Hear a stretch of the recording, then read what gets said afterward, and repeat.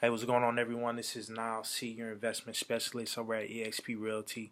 I just wanted to shoot a quick video. As you guys know, I just listed one of our condos out in Arlington not too long ago from an investor client of mine, and I had a lot of questions about the differences between a warrantable and non-warrantable condo, right? So I wanted to shoot a quick video just to kind of break down a few reasons why a condo would be warrantable and how you can kind of get around it if you're still trying to buy a condo that isn't warrantable and you're trying to get a loan on it, right? So essentially, as you guys may or may not know, a loan is bought and created, or a loan is created on the primary market, you know, with your customer facing banks and things of that nature. And then typically most of those loans are sold on the investment side with Fannie Mae and Freddie Mac, government backed agencies that go out and buy these loans from the originators of the loans, right? So and they really got in trouble with that because in 2007 and 2008 they got in trouble with that just because of the risk factor, or how risky that these loans were, that they were pretty much buying from all the banks, and you know, the banks are giving everybody loans, right? So that's what really happened in the market crash. But essentially what happened after that is Fannie Mae and Freddie Mac, they really got strict on what they start buying and what type of loans that they're buying up.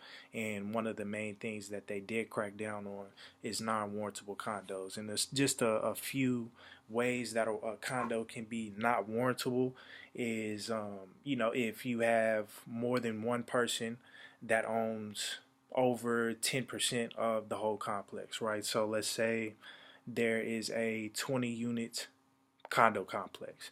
If you have one person that owns more than two, so that's 10%. 10% of 20 is two. If you have one investor that owns, you know, maybe 3, 4, 5 condos, essentially it's not going to be warrantable for Fannie Mae, Freddie Mac, FHA, some conventional loans, right? So it's going to be very hard to do.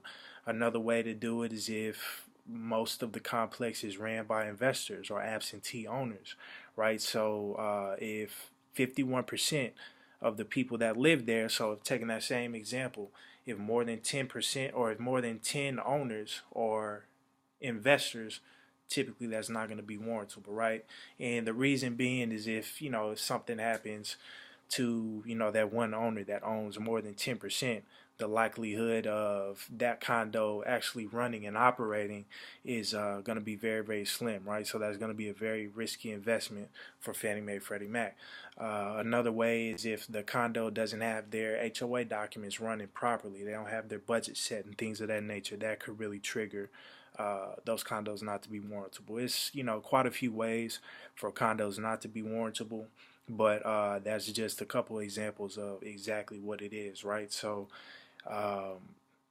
now I did have a couple people that asked me, you know, if those condos are not warrantable, essentially what does that mean for you as a buyer, as an investor, as a primary, you know, not an absentee owner, a person that's looking to stay there.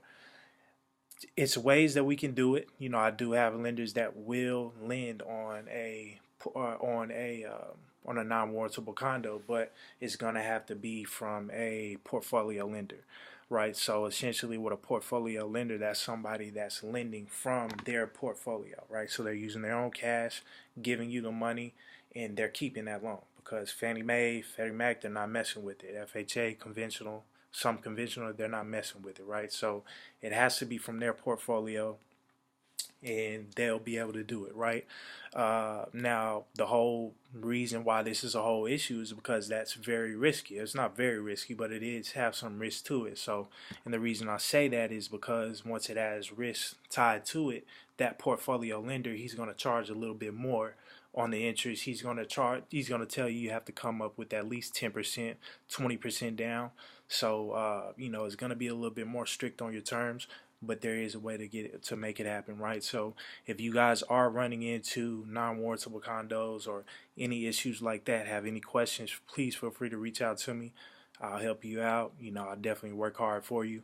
And, you know, if you have any questions real estate related, please don't hesitate to reach out to me. Phone number is 214-476-4638, or you guys can just message me in the inbox and I'll get right to you.